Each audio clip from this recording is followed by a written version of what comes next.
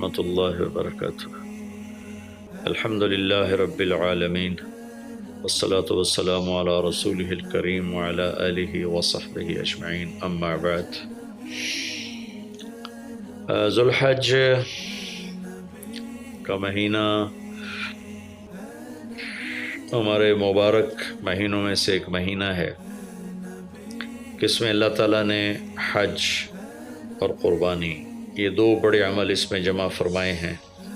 پوری دنیا سے حجاج کرام اس مہینے میں حج بھی کرتے ہیں اور پھر مینا میں آ کر قربانی کرتے ہیں، اور اللہ تبارک و تعالیٰ نے ان ایام کی قسم اٹھائی ہے، والفجر ولیال عشر والشفع والوتر واللیل اذا یسر هل فی ذلک قسم لذی حجر۔ اور کسی دن کی قسم اللہ نے ایسے نہیں اٹھائی، خاص کر اللہ کو عید کے دن کی قسم اٹھائے، یا جمعے کی قسم اٹھائے، یا لیلۃ القدر کی قسم اٹھائے، انا انزلناہ فی لیلۃ القدر وما ادراک ما لیلۃ القدر، یہ گفتگو فرمائی، خبر دی۔ لیکن والفجر، مجھے قسم ہے فجر کی، اس سے مراد 10 تاریخ کی صبح، جو 9 کا دن گزار کے حج کا دن ہوتا ہے، اور وہ گزار کے جب 10 کی صبح یعنی قربانی کی جو صبح ہے، اللہ نے والفجر اس کی قسم اٹھائی۔ پھر ولیال عشر، یکم سے 10 ذو الحج کی جو راتیں ہیں ان کی قسم اٹھائی۔ والشفع، یہ 10 کے دن کی قسم اٹھائی۔ والوتر، اور یہ اللہ تعالیٰ نے 9 تاریخ کی قسم اٹھائی۔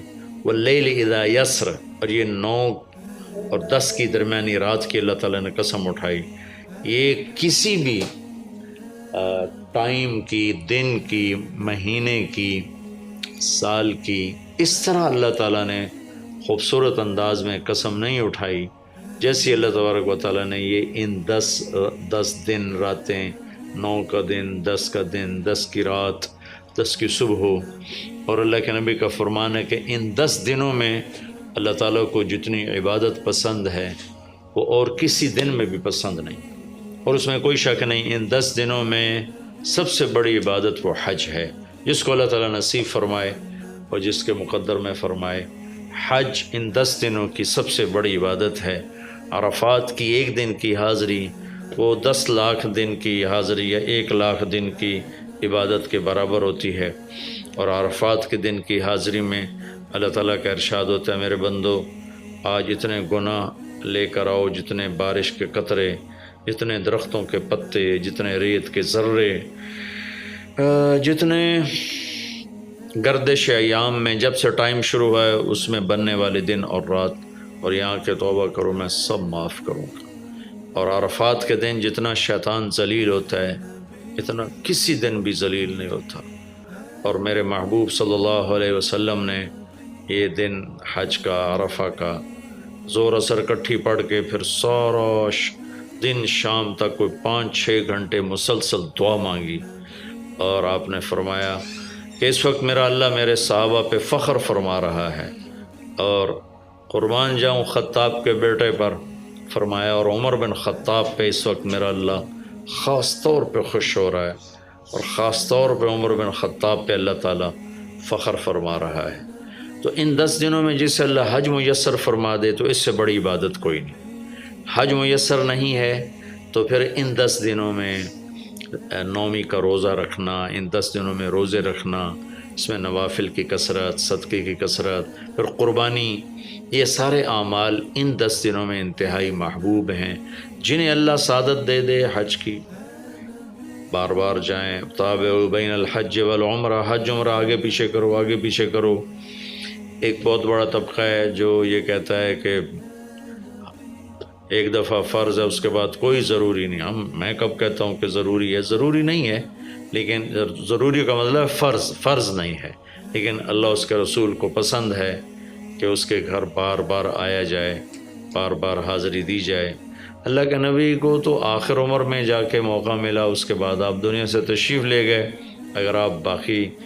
اگر آپ اس کے بعد زندہ رہتے تو یقیناً آپ ضرور حج کرتے، چونکہ آپ نے جتنے سال مکہ میں گزارے آپ نے ہر سال حج کی، نبوت کے اعلان سے پہلے بھی اور نبوت کے اعلان کے بعد بھی آپ نے مسلسل حج کی، اور 4 عمرے آپ نے فرمائے زندگی میں پر 4 عمر، ایک عمرہ مدینہ سے خاص طور پر تشریف لائے جس کو ہم صلح حدیبیہ کہتے ہیں، وہ ہو نہیں سکا لیکن آپ نے وہیں عمرے کا کام پورا کیا، سر مڑائے، احرام کھولے، پھر اگلے سال آپ اس کی قضاء کے لیے تشریف لائے، پھر ایک عمرہ آپ نے فتح مکہ کے بعد جعرانہ سے احرام باندھ کے تشریف لائے اور عمرہ کیا، اور ایک عمرہ آپ نے اپنے حج کے ساتھ کیا۔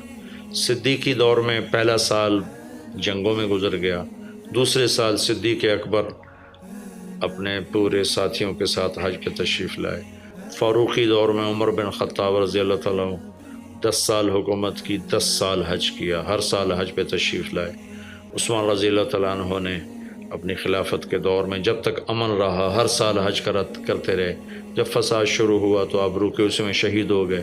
علی رضی اللہ تعالیٰ عنہ کو موقع نہیں ملا، جنگوں میں زندگی گزر گئی اور اسی میں آپ اللہ پاک کی بارگاہ میں پہنچ گئے، تو لیکن باقی 3 ساتھیوں کی خلافت کے دور میں آپ نے بکثرت حج اور عمرے کیے۔ تو دین کے کسی عمل کو یوں کہہ کر ہلکا نہیں بنانا چاہیے کہ اس کی کیا ضرورت ہے، اتنا پیسہ خرچ کرتے ہیں، اس کی کیا ضرورت ہے، کسی غریب کو دے دیا جائے، یہ اس طرح تقابل نہیں کرنا چاہیے کہ اللہ کے گھر کی حاضری کو اتنا ہلکا نہیں سمجھنا چاہیے۔ میرا اللہ بلائے تو بار بار جانا چاہیے، اور جس کو اللہ توفیق دے عمرے پہ جائے، حج پہ جائے، ہاں غریبوں پر بھی خرچ کرے، اپنے رشتہ داروں پر خرچ کرے، ضرورت مندوں پر خرچ کرے، لیکن اللہ کے فضل سے امید ہے جو اس طرح اللہ کے گھر جانے پر خرچ کرتے ہیں تو اپنے اللہ کے فضل سے غریبوں پر بھی خرچ کرتے ہیں۔ اس کو آپس میں یوں اس کا مقابلہ نہیں کرنا چاہیے، چیز اللہ کو پسند نہیں ہے۔ شہنشاہ کے، دنیا کے سب سے بڑے بادشاہ کے دربار میں حاضری کو ہم اتنا ہلکا نہ سمجھیں، بہت بڑی سعادت ہے۔ حضرت امام حسن کی سنا دیتا ہوں۔ امام حسن رضی اللہ تعالی عنہ نے 20 حج پیدل کیے، مدینہ سے پیدل تشریف لاتے تھے اور حج فرماتے تھے۔ 20 حج، یہ تو اہل بیت کیا جگر گوشہ رسول ہیں اور جگر اہل بیت ہیں، تو 20 حج فرمایا آپ نے، پیدل فرمایا، مدینہ سے تشریف لائے مکہ پیدل۔ ایسے امام حسین رضی اللہ عنہ نے بھی کئی حج پیدل مجھے ان کا عدد یاد نہیں، امام حسن کا مجھے یاد ہے 20 حج پیدل کے، اور اللہ کے نیک بندوں نے برس ہا برس اللہ کی بارگاہ میں پیدل حاضریاں دی ہیں۔ تو ان 10 دنوں میں عبادت کا ذوق بڑھنا چاہیے، نوافل بڑھائے جائیں، ذکر بڑھائے جائے، تلاوت بڑھائی جائے، ہمت ہو تو روزے رکھے جائیں، خاص طور پہ 9 تاریخ کا روزہ، پچھلے سال کے سارے گناہ معاف ہو جاتے ہیں ایک دن کا جو روزہ ہے۔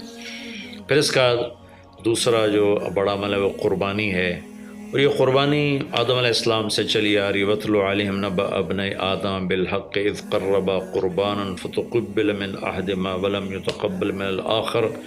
اس قربانی کی بنیاد تو آدم علیہ السلام سے پڑی ہے، لیکن ہمیں جو حکم ملا وہ سنت ابیکم ابراہیم، وہ ابراہیم علیہ السلام کی سنت ہے قربانی۔ ایک بہت خوبصورت قصہ ہے اور بہت عجیب و غریب قصہ ہے کہ اللہ پر سب کچھ لگا دینا۔ ایک شخص کو اولاد کے لیے دعا مانگتے مانگتے مانگتے کچھ 60 برس گزر گئے، 65 برس گزر گئے۔ رب ہب لی من الصالحین، یا اللہ مجھے نیک اولاد دے دے، نیک اولاد دے دے۔ نیک اولاد میری 84 سال کی عمر میں، اللہ نے 84 سال کی عمر میں بیٹا دیا۔ بڑھاپے کی اولاد تو دل پکڑ لیتی، اور ابھی چند دن نہیں گزرے تھے کہ اللہ نے کہا جاؤ اسے چھوڑ کے آؤ۔ یہ کہاں چھوڑ کے آؤں؟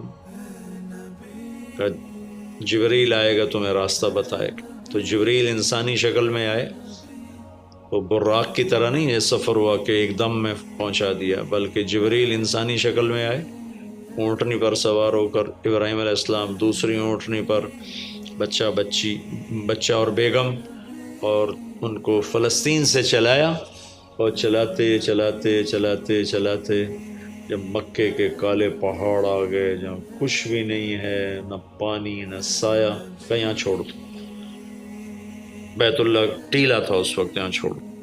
تو ابراہیم علیہ السلام جو آگ میں ڈلتے ہوئے نہیں گھبرائے، یہ بات سنی تو گھبرا کر کہنے لگے یہاں کیسے چھوڑ دوں، یہاں تو کچھ بھی نہیں ہے۔ تو جبریل نے کہا جی آپ کے اللہ کی منشا ہے کہ اس بچے کو یہیں چھوڑ دیا جائے، تو نے وہیں چھوڑا اور واپس چل دیا۔ اور حضرت ہاجرہ حیران پریشان ہو گئی کہ کہاں چھوڑ کے جا رہے ہو، کیوں چھوڑ کے جا رہے ہو، جواب ہی نہیں دے رہے۔ 3 میل ان کے ساتھ چلتے نہیں، وہ جواب ہی نہیں دے رہے۔ 3 میل کے بعد ان کو یاد آئی یہ تو اللہ کے نبی ہیں۔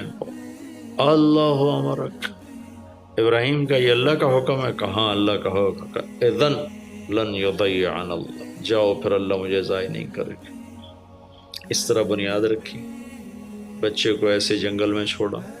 جب وہ بڑے ہو گئے تب حکم آیا جاؤ ذبح کرو۔ تو اب آپ کی عمر ہو چکی ہے کوئی 92 سال یا 94 سال، 90 پلس ہے، 100%۔ فلسطین سے چلے مکہ جا رہے ہیں، کیا کرنے جا رہے ہیں؟ بچہ ذبح کرنے جا رہے ہیں، کوئی مرغی اور بکرا ذبح کرنے نہیں جا رہے ہیں۔ پھر ان کو تیار کرا کے مینا کی وادی میں لا کر کہنے لگے بیٹا اللہ کا حکم ہے تمہیں ذبح کر دو۔ تو بیٹے نے کہا یا ابت افعل، تو آپ کر دیں جو کرنا ہے۔ ابراہیم علیہ السلام کہنے لگے تو یہ خبر بھی ہے میں کیا کہہ رہا ہوں؟ کہ جی مجھے پتہ ہے، آپ کہہ رہے ہیں مجھے ذبح ہونا ہے تو آپ کے بدلے میں مجھے اللہ ملے گا، وہ آپ سے بہتر ہے، اور دنیا کے بدلے میں جنت ملے گی، وہ دنیا سے بہتر ہے۔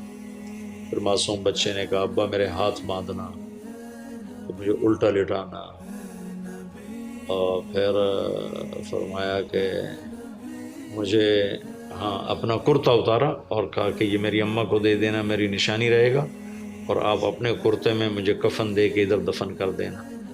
تو ان کے ہاتھ باندھے، پاؤں باندھے، الٹا لٹایا، اپنا گھٹنا رکھا ان کی کمر پر، ان کے سر کے بال اٹھایا تھوڑا سا اوپر کر کے نیچے چھری چلانے کے لیے، ایک ہاتھ میں بال تھے ایک ہاتھ میں چھری تھی، اور یوں آسمان کو دیکھا کہ اللہ تو مجھ سے ناراض ہو گیا ہے کہ اسماعیل کی محبت نے میرے دل میں جگہ پکڑ لی ہے۔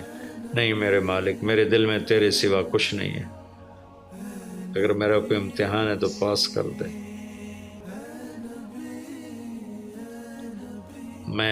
میرے دل میں تیرے سوا کچھ نہیں ہے، اور اگر تم مجھ سے ناراض ہے تو اپنی ناراضگی دور کر دو، چھری چلا دو۔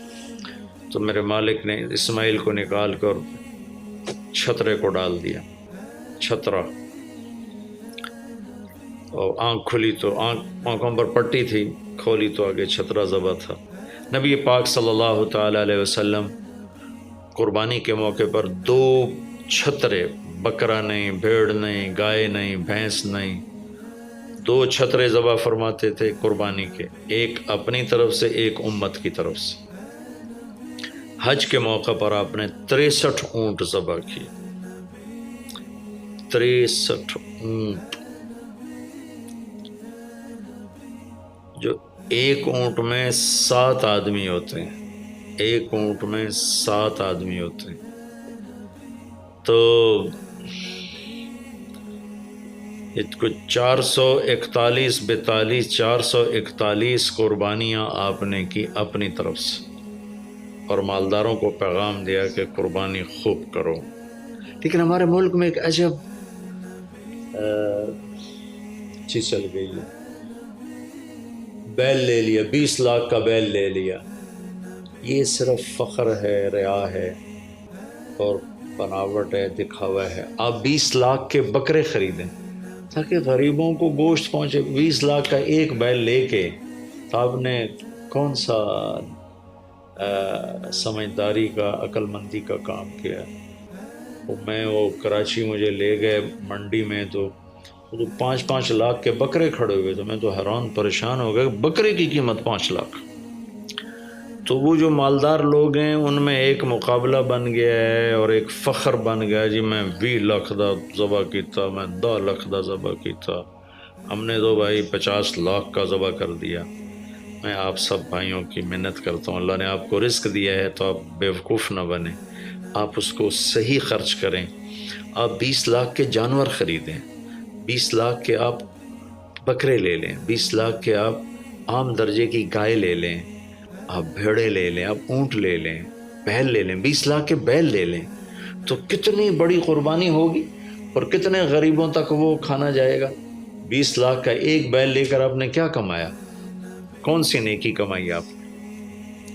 تو میں اگر کوئی میری بات پہنچ جاتی ہے کسی ایسے میرے بھائی تک جو ایسا شوقین ہے، یقیناً اس نے اللہ کے لیے بہت بڑا قدم اٹھایا کہ 20 لاکھ خرچ کر دیے ہیں، لیکن تھوڑی سی نادانی سے کام لیا ہے، بلکہ بہت بڑی نادانی سے کام لیا ہے کہ 20 لاکھ صرف 4-5 من 10 من گوشت پہ لگا دیے، جبکہ اس میں سے 1000 من گوشت نکل سکتا تھا اگر وہ 20 لاکھ کے بکرے لے لیتے، 20 لاکھ کی بھیڑیں لے لیتے، چھترے لے لیتے، دمبے لے لیتے، 20 لاکھ کی گائے عام خرید لیتے، وہ بچھڑے لے لیتے، تو کتنے غریبوں تک یہ گوشت چلا جاتا۔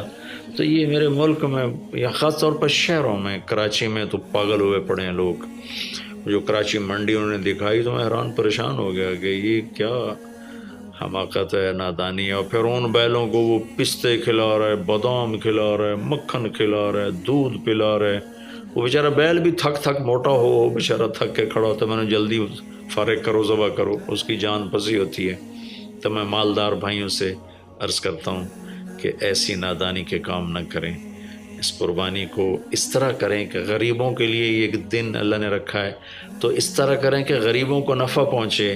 یہ اس نادانی سے توبہ کریں کہ ایک بیل 10 لاکھ کا لے لیا، ایک بکرا 5 لاکھ کا لے لیا، اس میں کتنا پیسہ آپ نے ایک تھوڑے سے بہت تھوڑا نفع کمایا، بہت زیادہ خرچ کیا، اس کے ساتھ اب بہت بڑا نفع۔ چونکہ قربانی کے جانور جب ذبح ہوتے ہیں تو جتنے اس کے جانور کے جسم پہ بال ہوتے ہیں اتنی نیکیاں لکھی جاتی ہیں۔